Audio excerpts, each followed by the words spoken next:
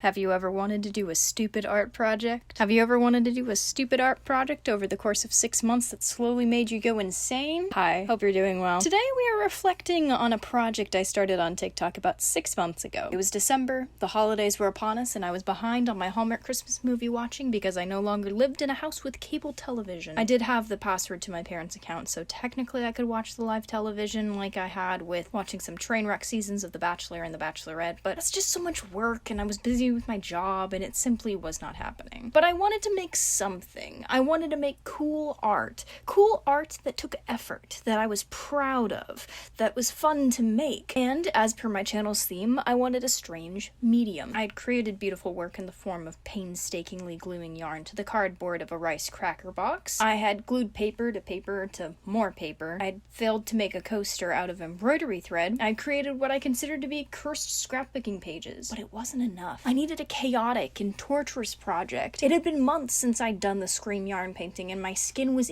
itching for a nitty-gritty project, one that would really make me lose my mind. After pacing my apartment several times per day, for several days per week, for several weeks per month, I took one look at my nail polish and said, I have so much of this, what am I gonna do with it all? And then it hit me. I could do something with it. A stupid something with it. And so I came up with the idea in December, put it on the back burner for a month, and in January of 2022, I started a series on my TikTok account, painting layers of nail polish until I get bored. Inspired, of course, by SimplyNailogical's Polish Mountain of 2016, I began my journey with a video consisting of me cutting up the backing from a Smash Journal notepad, if you remember what those were, and painting 5 layers of nail polish onto it. It was simple. Film a layer, throw it back in its box, film a layer, throw it back in its box, film a layer, and that went on for the next 6 months. I posted the first episode on January 18th, and it got a few views. It was a typical amount for my account at the time, maybe about a couple hundred views and a handful of likes per video. As I continued the series, the views remained more or less stable and people started following me. This was exciting. People were interested in something I was making. The first 4 videos were silent except for my roommate's cat ambushing me in one of them, but in episode 5 I began to do voiceovers. Hello. Welcome back to whatever this shitpost is. I thought this was a good idea for 2 reasons. 1, it wouldn't be fully quiet because I wasn't interested in adding music in the background. And 2, if this series was going to be long, I wanted my personality to show at least a little bit. So I talked about things that I wanted to talk about. Heck, episode 9 was me just singing Bet on It from High School Musical 2 and transitioning straight into a Minecraft parody. Bet on it, bet on it, bet on it, bet on me. So we back in the mine, got a pickaxe swinging from side to side, side to side. I would like to let you know, though, that this one was the only accidental upload in the whole series. I recorded that voiceover, done the rest of the editing, added the little intro title card for the 6.9 second duration that I did for every single video, and sat there listening to me sounding like an idiot and ultimately decided, now let's do another voiceover. The next voiceover I did was actually me just chilling with one of my roommate's cats and talking about, haha, you almost had to listen to me sing a Minecraft parody, you're welcome. The joke was on me, however, because when I uploaded the video, not only was all of the captioning gone, but the voiceover was also the original take of me humiliating myself. I was very embarrassed for the first 5 minutes. Then I gave up and decided it was actually pretty funny. The next spook came with episode 14. I had uploaded it on Friday, March 4th, and the next day I went to play Dungeons & Dragons with my friends. I was in for the fright of my life when I came home that night to find that for the first time, one of my videos got over 10,000 views. It was good that I was sitting down. I went through the comments and was thrilled that people were enjoying the silliness like I was, and was glad that they were interacting. It was exciting to see the kinds of people following me and what they had to say. It was so cool. I believe this is when people started suggesting to me to cut the thing in half, and I realized that I definitely should. At this point, people also were regularly calling it nail polish ravioli, the ancestral name for what would change to a more eternal name in the near future, a nail polish lasagna. I continued working on my nail polish lasagna and being chronically stupid online. When April came around, I was in for the next fright of my life, the video that hit 1 million views. On April 5th, I uploaded episode 21, which I recorded the voiceover for in my car. In fact, I recorded the voiceover for almost the entirety of this series in my car, car because it was one of the most private places for me to do it, since between me and my roommates, someone was almost always home and I didn't want them to hear me. So I sat in my car and talked jokingly about masochism, which is something I've done on this channel as well. And I know the definition of masochism. I am not it. But there is something to be said for the fact that I willingly subject myself to torturous projects for questioningly semi-worth it outcomes. Just saying. I got home from work and uploaded the video. While I was cooking dinner that night, I occasionally checked my phone only to find that this video was getting more attention than I considered normal for my videos. Every time I refreshed my notifications, there was a massive number of likes and I started getting nervous. By the time the video had been up for 5 hours, I had gained 1,000 more followers. It also stressed me out. Who are these people? What did they want? Why were they here? Talk about terrifying. I had already come to terms with people perceiving me, but this wasn't just people perceiving me. This was a mob perceiving me. Not that they were an angry mob, but it was a number of people that I was not used to and terrified to see. As episode 21 gained more traction than made me feel emotionally safe, I realized a ton of people were tagging SimplyNailogical. And so I did something very in character for myself. I asked everyone to please stop. Now, if people were excited about this project, why would I ask them to stop tagging a creator I was inspired by? The answer is simple and twofold. She was getting tagged a lot, and I really wasn't interested in harassing a respected creator. Second, I have a funny little thing in my brain called I don't like being perceived. Now, I've gotten better about random people perceiving me and the things I've created, but when it comes to someone I've appreciated online for years, no, thank you, no thank you. I fear that. I fear judgment and I need therapy. I'm very aware. In addition to this, though, I do recognize how the internet works. This is how it functions. This is how you find things. Like, I understand that this is a very normal thing to do, and I also understand that likely SimplyNailogical would not care. But I care, and that's the problem. But please understand that I am learning. This is the first time in my 22-ish years of life that I've been actually posting on the internet, and I've only been at it for a year. And only 6 months of that year, people actually have been commenting on and responding to my stuff. Nothing prepares you for the attention you get online, as large or as little of a following that you may have. I was just holding on to what I was familiar with, minding my own space and taking up no one else's as much as I could, because that's what I'm used to doing. That's what I have been believing that I'm supposed to do. But the internet is a different place, and I'm not saying that it's okay to step on people, step on people's toes, get into their spaces. That's not what I'm talking about at all. It's just that I need to interact with the internet with a little bit more audacity than I have in my normal day-to-day life. Which is not a lot. I really struggle with my confidence. It's fine. I'm working on it. It's a process. I'm trying to grow as a person, and I am trying to get better, be better, and most of all, do better. After the massive increase in followers, I realized they didn't know that I was only using nail polish that I already had to do this series, so I tried to make that a little bit clearer. I also talked about how SimplyNailogical did this first in 2016, and I wrongly said that she helped start the 100 layers challenges of that year. My bad. I was on a very specific section of the internet back then, and it was so long ago that my memory served me poorly. In hindsight, I should have referenced the fact that she did it first more, which is why on every video now my pinned comment is giving her credit. In my fear to harass a creator, I failed to credit them, and that is incredibly stupid of me, especially when it comes to making stuff on the internet. So I did what I could, and I moved on. People were also inspired by this project and started doing their own. I thought it was really cool that people wanted to do that, but I was careful about happily encouraging people to do this because of two things: nail polish fumes and sustainability. I knew what I was doing to take care of myself and be responsible with using nail polish as a medium, but since I hadn't talked a ton about it, as well as only briefly mentioning that I wasn't purchasing or using any new nail polish since starting the project, I felt gross about telling people to do this as well. I also didn't want to tell people, yeah, go for it, but only play by my rules, and I could have done that, and people likely would have been respectful. For those who I did find who made their own videos, I was positive and nice to them about it, but nail polish is a difficult medium when it comes to waste, as well as one's own health. I wasn't interested in telling people to do something if I hadn't already explained the conditions of the game I personally was playing, and I certainly didn't want to tell anyone to go through the torture that I went through for this project. It was time-consuming, and I can't tell anyone to do that to themselves too, especially when a lot of the people watching you are children. There's an obligation, and I needed to be responsible. So if you're wondering why I didn't talk much about people being inspired to make their own projects, that's why. I felt gross, and I didn't know how to talk about it. Feel free to call me irresponsible, I will not disagree with you. There are very specific reasons why I stopped doing this project, and I think they're important to cover. From what I've said, you may already understand what they are. First, I really was getting bored, and since it was literally about painting until I got bored, it made sense to end the series. Second, this project was taking up too much space in the project sector of my brain. I am working on my ability to get things done and somewhat multitask in a way that is healthy, but one thing I currently struggle with doing is working on more than one project at a time. So, even though this project didn't really take up that much of my time, it took up almost all of my mental time. I wasn't able to work on projects that made me feel more creatively fulfilled. Not that Nail Polish Lasagna didn't, but that one project over 6 months, for what it was, the cost-benefit analysis going on in my brain wasn't ruling in its favor. Finally, and honestly, one of the biggest concerns for me personally was the very thing this project was built on.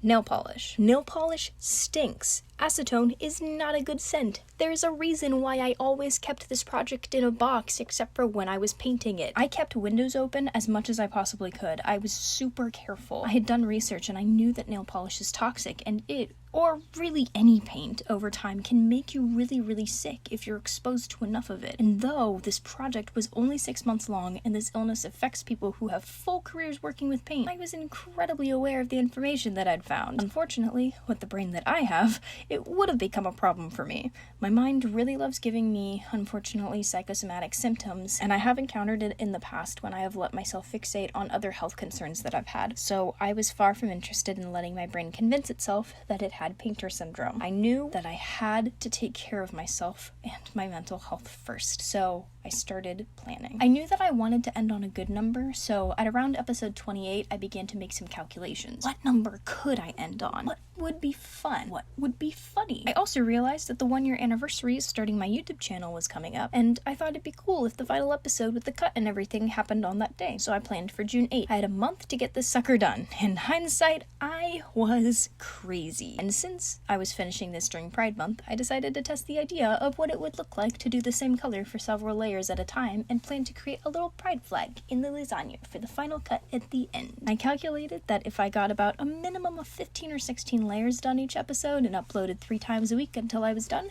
I could finish right on June 8th with 40 episodes under my belt and finish on layer 420. It was perfect. I just had to execute my plan. But now, I had a new question. How do I cut this thing in half? Just with a knife, right? Right? I didn't want to cut into the lasagna first try since I wasn't sure how a knife and a pile of acetone would interact, so I made a sacrificial baby lasagna that I started to build up alongside the original one. I managed to get it to about 183 layers, give or take, since with this one I wasn't filming every single layer and was using only tally marks to record my progress. So, with a week left to go, I knew I couldn't wait any longer to add more layers to the test lasagna and just went in for the cut. Here's what happened.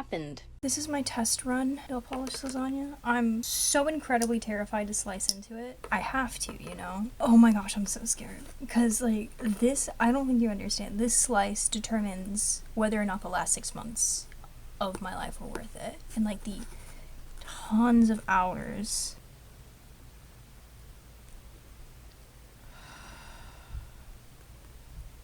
Oh my gosh. Okay. Okay. Okay.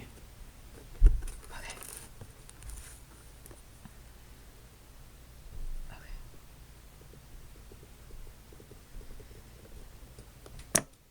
Oh, shoot.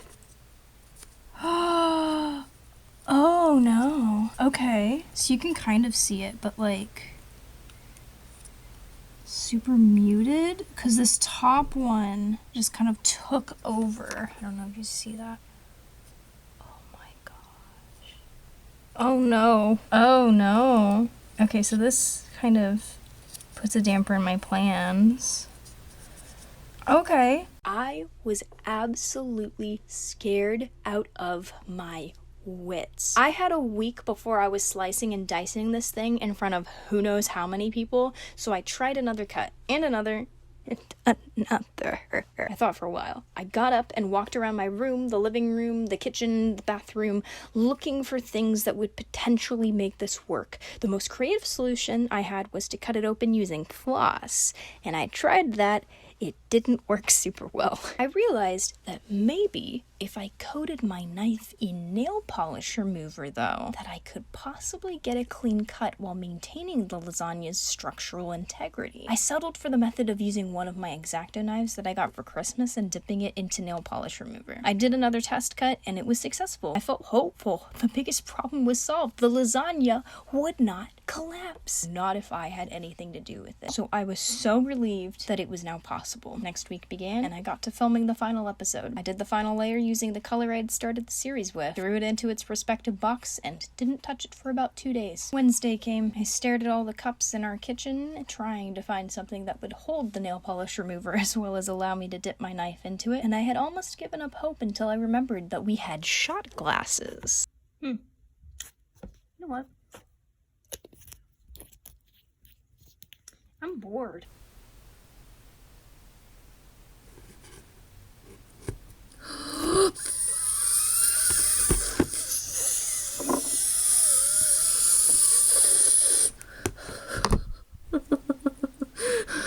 Oh no. Oh no.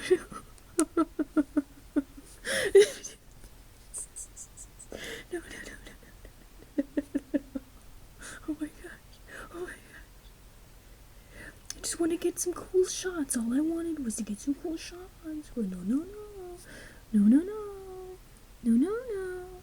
No, we can't have nice things in this house. Let's do some dimensions. Okay, so the base of the polish clocks in at about 1.5 inches wide, and it is approximately 1.25 inches tall. Width is 1.5 inches, height is 1 1/4. And let's do length. From the base of it, it looks like it's going to be about oh gosh, my hands are shaking so much.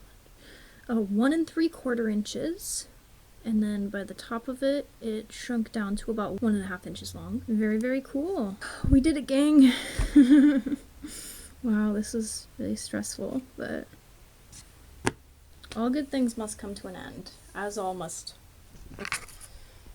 As must good art projects as well. Wow. Looks pretty good. This actually was a tea candle glass that we now use as a shot glass. The actual shot glass was dirty from me mixing vodka and squirt together the other night. Would not recommend. So I got started on the beginning of the end. When the time finally came, I got to slicing and dicing. And I continued to slice and slice and slice and slice and slice and slice. And then my camera battery died. I almost fully lost track of time. It took about 1.5 hours to get through the behemoth. And when I finally did, I was devastated. I had to clean off my knife, even with the nail polish remover, between every single cut, which made it easier to clean off the knife, but there was so much liquidy goop that it ended up coating the cut as I got through the polish, hence why it was purple and incredibly shiny. And when I looked at my clock, I realized I'd been at this for so long that I needed to then go eat lunch and then go to work. I didn't get to finish the project, and I didn't get to know how this ended until I got back. That shift was the longest 5 hours of my life, and I have been through some grueling tech weeks for theater. When I finally got home, I immediately went to my room and continued to wipe off the top layer of gunk from the precious lasagna baby. But I could only do so much. The thing desperately needed to cure, and there was nothing else I could do. So I filmed the final part of the video and posted it and was sad for the rest of the day. People were nice about it, said it looked fine. It was really sweet for people to be encouraging, but I knew it wasn't enough, and I couldn't even fix it right now. I had to wait a week. I knew that waiting would help because I did more tests on the sacrificial lasagna that had been sitting for a week curing, and those were very successful. So, thankfully, I knew that no matter what happened next, it would be better than what had already happened. I'm incredibly proud of myself for managing to wait the entire week and then an extra day, so I had a bit more time in the morning to work on cutting it in half. But even then, I ran out of time and ended up needing to do the next slice later that evening. But I did it. I fought so hard to make this project happen, and I finally had hope. I finally had my slices. For the next 2 slices, I switched to my multi-tools knife because I realized that one of the problems with the first slice was that the blade on my X-Acto knife wasn't long enough to reach across the entire lasagna to do one smooth cut. So I did more tests and determined that it would be possible with my multi-tool, even with my main concern being that though the blade was long enough, it might be too thick to allow me to cut it well. But it did work out. The slicing process was hellish. Nothing I can explain or describe to you about what I went through in those hour-and-a-half long lapses in time will ever come close to the true experience. But I will say one thing. I fully lost track of time every single time. By the time I'd gotten about a quarter of the way through the second slice, I found the right pressure and speed to slice through the nail polish where I'd be making progress, not harming its structure, and keeping the knife from sticking to the nail polish, because that was now the other problem. Since I realized that the colors were getting muddied by the nail polish remover, I had removed the only thing keeping my knife from sticking to a bunch of sticky, half-dried goo. And it did stick several times, and it scared the last living daylights out of me. Whenever it happened, my instinct was to pull up or to pull to the side, but if I did that, it would massively distort the layers. So even though it felt wrong, I had to continue with the slicing direction to prevent as much damage as possible.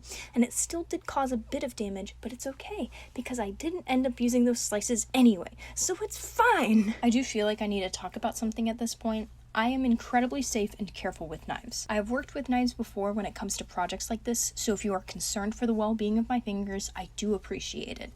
I never ended up getting cut throughout the entire process, maybe a few little tiny little pokes, but no blood, nothing scary, and nothing even remotely close to an emergency.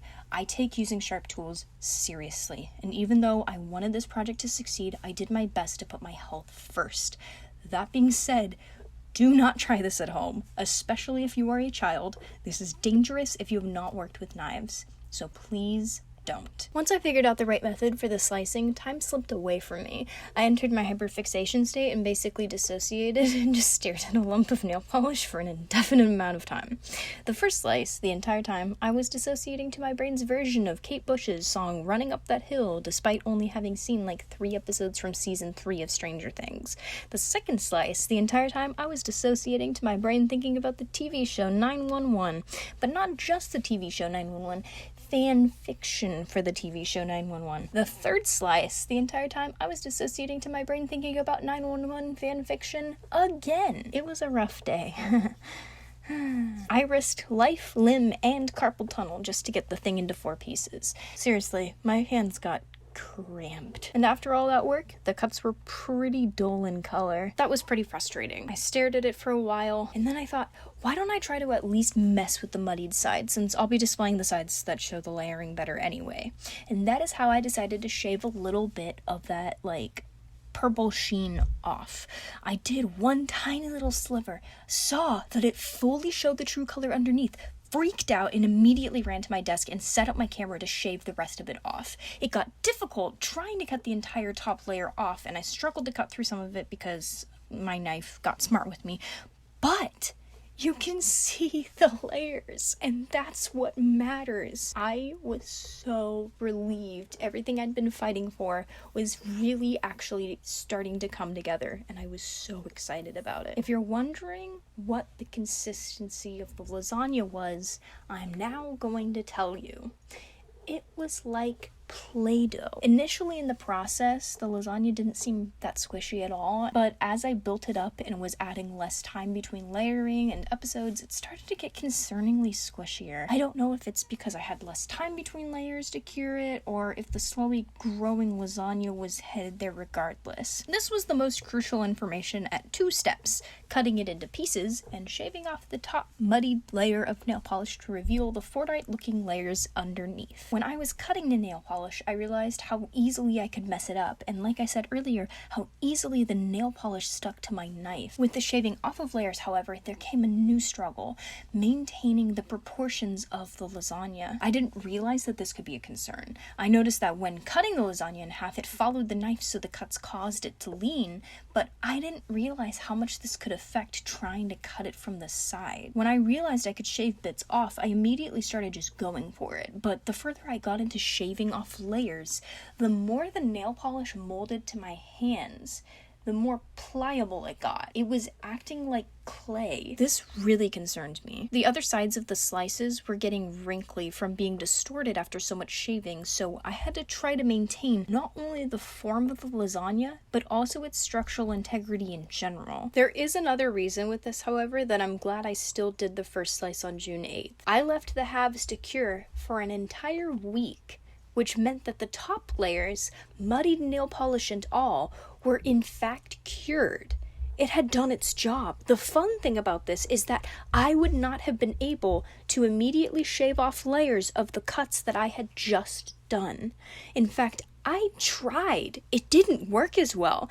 Since the lasagna was so thick and didn't have more time to cure between layers, the interior was incredibly pliable and nothing could be done about it without curing it first. I accidentally did myself a service by doing the first slice, even though it didn't end well that day, because the next slices were not cured enough for me to be able to expose the layers underneath the distortion like I was able to with the original cut. With God and anime on my side, I was able to complete the project of sound mind and sore hands. I was ecstatic that the real layering, rather than something muddied by the smearing from the knife and nail polish remover, shone through in the end. It was an incredible relief, but more than anything, say what you will about the stupidity of this series, at least the nail polish lasagna isn't homophobic.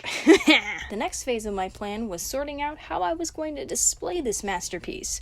I knew that it needed to be contained in some kind of clear casing, but I didn't see anything lying around my apartment until I went to my parents' house that weekend after the first slice. After wandering around my high school bedroom, I found in my closet two things: my old pink iPod Touch OtterBox case and a ton of CDs. My universal backup plan was to use this crappy little OtterBox case to display the lasagna because it was just so stupid, but so funny. Besides, that's just good use of your resources. I did find two CD cases that I could use and ended up gutting the one for American Girl doll hair tutorials and ended up using that as the lasagna display frame. I had known the whole project that I also wanted to use the cardboard backing that I'd filmed all the videos on, so I measured the cardboard, cut it out, and glued it to the CD case. And then I realized I had glued it to the wrong side because I wanted the opening in the hinge to serve as a lip for placing the frame on a thumbtack or a nail to display it. So I glued it to the right side, scraped off the dried glue, and then placed the lasagna slices inside. I did end up using washi tape to keep the thinner pieces in place because they just kept sliding around. And with a flourish and a final thumbs up,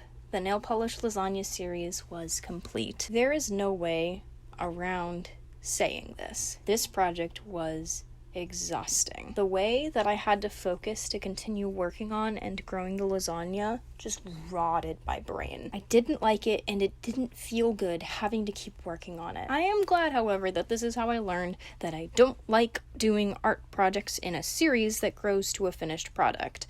I like to make sure that beginning to end, you see it all at once and that all is well. Which comes to the final problem with this project. Time. Everything took time. I'm an impatient person. Incredibly impatient. I can be patient, but sometimes that patience is actually hyperfixation in a trench coat under the guise of committing to a bit. And I love committing to a good bit, and this was a fun one. But time! Lovely time! Life's fickle mistress clad in a beautiful robe who swishes down the stairs to collect life's inheritance whenever its daylight leaves her behind to cope with the loss of nothing that will ever touch her empathy. All of that to say, my fickle mistress was needing this bitch to cure. I waited about 30 minutes between each layer of the lasagna. The shortest time for the faster drying polishes was about 20 minutes, but it was mostly 30. However, as most people who wear nail polish know, your nails will not be fully functional 30 minutes after your final coat. It tends to be a little mushy still, which is why every single time I paint my nails in the late evening, I wake up with little wrinkles in the nail polish because I slipped on them. Had I waited a full day between each layer, it's likely that the nail polish lasagna would have not only been drier, but also sturdier. One of the things that is important to me when it comes to my art projects is that it's worth it for me, that I'd consider doing it again, even if it's a unique, strange, and frustrating project. I don't know that I'd do this again. I did my absolute best. I used up old nail polish, which was the goal, and I was done. I could finally rest knowing that I created something cool for others to enjoy. I will definitely look back on this project one day with nostalgia, and maybe then I'll create another one. But until then, this project is capable of standing alone. I'm proud of what I created, and I'm grateful that I did. The final thing I'd like to say is thank you. Thank you to every single person who saw this series to its end, regardless of when you started in the process. Thank you to everyone with kind words. Thank you to everyone who memed in my comment section saying they wanted to eat the nail polish. Thank you to the person who made me realize that I forgot to credit SimplyNailogical properly, much to my humiliation. Thank you to the poor person who commented nail polish lasagna on my most viewed video and is still receiving too many notifications for it months later. Thank you to the people who said my voice was annoying. Thank you to the people who said they liked my voice. Thank you to the people who said they were sad to see this series end. Thank you for your kindness, your criticism, and the fact that you chose to stay for whatever reason it may have been. Thank you. As for me, I'm probably going to take a break from doing intensive stuff on TikTok, probably just clowning around for the time being, because I do really want to work on posting more videos on here again. Though my bigger following is on TikTok, in all honesty, my true love is this YouTube channel, and I'd like to show it that love now that I feel like I'm close to being done with my brain feeling constantly fried. Tell me what you'd like to see me make, if you have any suggestions. I have an idea for the next yarn painting I'm going to do. I'll be doing more cursed scrapbooking. I have to fill up my little art book with more paper mosaics, so hopefully I'll be able to do more of that now. That's all from me. Hope you enjoyed this massively long essay that I had to type out a script for, since there was no way I was going to get through all of this information without one. Unfortunately, I cannot improv everything. I do love some good improv. I love improv. I love saying yes and, but this is not the time. Until next time. Bye.